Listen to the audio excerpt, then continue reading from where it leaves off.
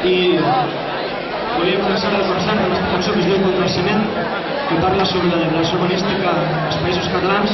i volia dedicar-la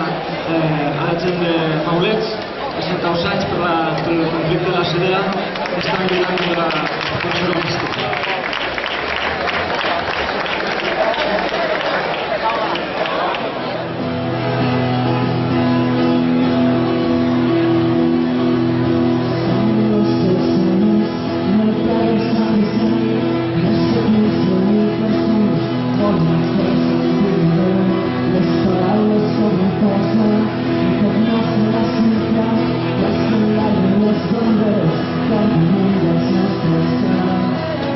Come